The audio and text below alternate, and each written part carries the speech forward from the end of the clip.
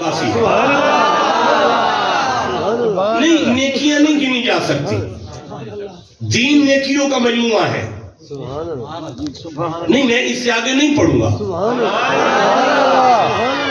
دیکھیے میں پھر عرض کر رہا ہوں کہ دین نیکیوں کا مجموعہ ہے. سبحان اللہ. لیکن میں نے جو ابھی آپ کے سامنے آیت پڑھی ہے اس میں اللہ فرما رہا ہے سنو زمانے والوں، میں جنت کا فیصلہ تو ایک نیکی پر کروں گا. سبحان اللہ.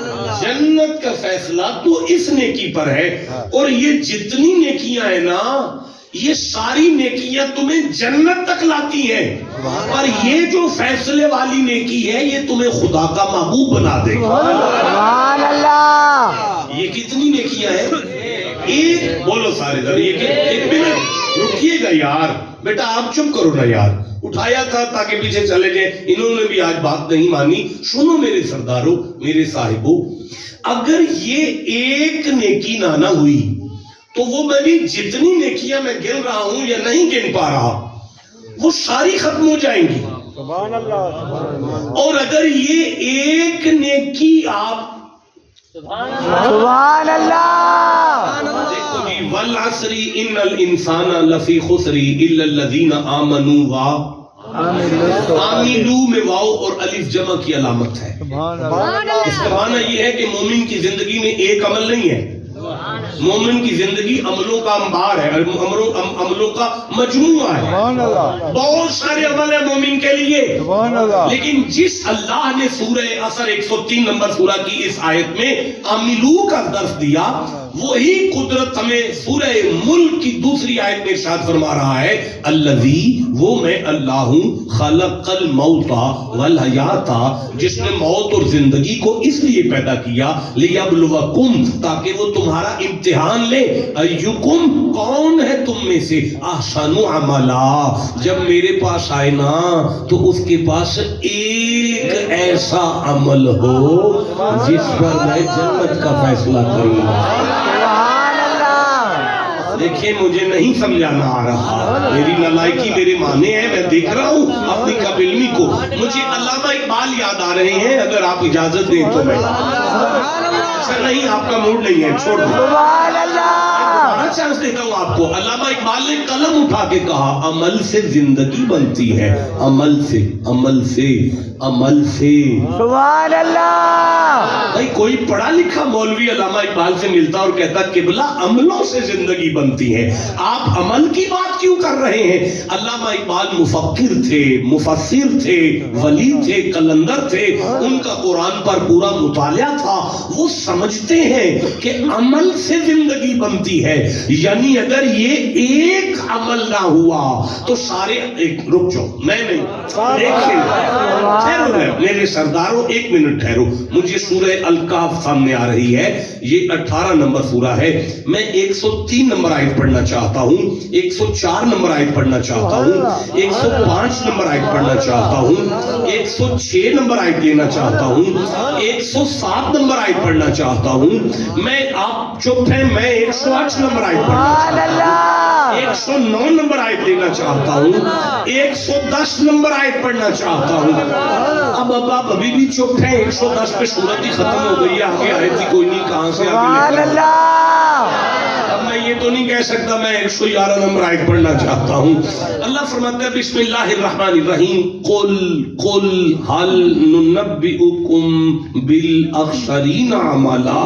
قل، ارشاد فرما دیجئے، حل، کیا، نون، ہم، نبئو، خبر دیں، کم، تمہیں.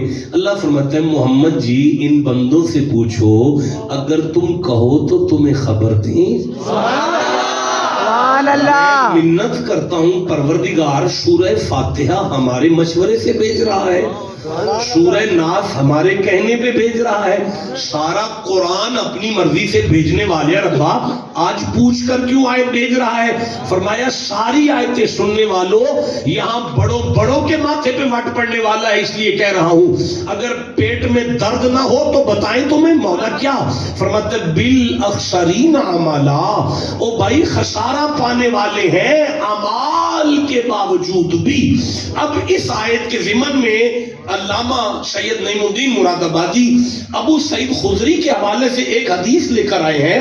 وہ فرماتے ہیں کہ نبی معظم نے اس آیت کے ضمن میں فرمایا کہ ان کے اعمال پہاڑوں سے زیادہ ہوں گے، برابر نہیں زیادہ، یعنی ان کی نمازیں پہاڑوں سے زیادہ ہوں گی، ان کے روزے پہاڑوں سے زیادہ ہوں گے، ان کے حج پہاڑوں سے زیادہ ہوں گے، ان کی زکاتیں تو پہاڑوں سے زیادہ ہوں گی. لیکن اللہ فرماتا ہے الذین ضل سعیہم فی الحیات الدنیا وہم یحسبون، اور وہ یہ خیال کرتے رہے انہم یحسنون صنعا کہ ہم سے اچھے کام تو کر ہی کوئی نہیں رہا، لیکن اولئک الذین کفروا بآیات ربہم ولقائہ فحبطت اعمالہم. میں اللہ اعلان کروں گا ملائکہ ان کی نمازوں کو تولنا نہیں ہے، ان کے روزوں کو تولنا نہیں ہے، ان کے حج اور زکاتوں کو تولنا نہیں ہے، تو پروردگار کیا کرے؟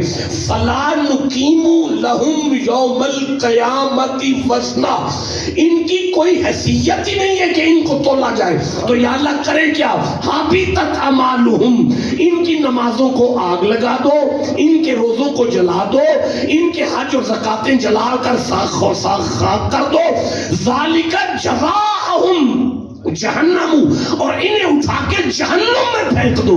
پروردگار تو پہاڑوں سے زیادہ نمازوں کی ضمانت دے رہا ہے، فرمایا ہاں. روزوں اور حج اور زکاتوں کی ضمانت دے رہا ہے، فرمایا ہاں. تو کبھی کسی نے نمازیوں کو بھی جہنم میں پھینکا ہے؟ قدرت کی آواز آ گئی مر گئی یہ نمازیں پڑھ پڑھ کر، لیکن وہ جنت والی ایک نیکی تو جسے سمجھ آ رہی ہے. رکو میرے سرداروں، رکو، میری آنکھ میں آنکھ ڈالو. میرے سامنے سورہ فرقان ہے، نہیں آپ میرے پاس آئیں، یہاں آ جائیں میرے پاس، میرے قریب آ جائیں. سورہ فرقان ہے، یہ 25واں سورہ ہے، اور میں نے ابھی یہاں سے آیت نکالی ہے، یہ 70 نمبر آیت ہے. بسم اللہ الرحمن الرحیم. اللہ فرماتا ہے الا من تابا وآمنا وعملا سبحان اللہ. میں آخری سانس تک اس بات کی ضمانت دے رہا ہوں، الا من تابا وآمنا وعملا عملا صالحا، ایک نیک عمل کیا نا، ایک نیک عمل کیا نا، فَأُولَئِكَ يُبَدِّلُ اللَّهُ سَيِّئَاتِهِمْ حَسَنَاتٍ، میں اس کی زندگی کی کتاب زندگی میں لکھے ہوئے سارے گناہوں کو اپنے ہاتھوں سے نیکیوں میں بدل کر کہوں گا اسے جنت میں لے جاؤ. ملائکہ مجھے کہیں گے اس کی تو ساری زندگی گناہوں سے بھری ہوئی ہے، میں بدلوں گا اس کے گناہوں کو نیکیوں میں اور کہوں گا اسے جنت میں لے جاؤ. پوچھیں گے کیوں؟ میں جواب دوں گا ملائکہ بڑا گناہگار ہے پر جنت والی ایک نیکی کو لے کر، سبحان اللہ. ہائے ہائے، جنت والی ایک نیکی تو لے کر آیا ہے. اب آپ اجازت دیں تو میں خطاب شروع کروں. سبحان اللہ. یہ ایک نیکی کون سی ہے؟ سبحان اللہ. نہیں، میں نہیں آگے بڑھ سکتا یار. یہ کون سی ایک نیکی ہے جس ایک نیکی پر جنت کا فیصلہ ہو رہا ہے؟ میرے سرداروں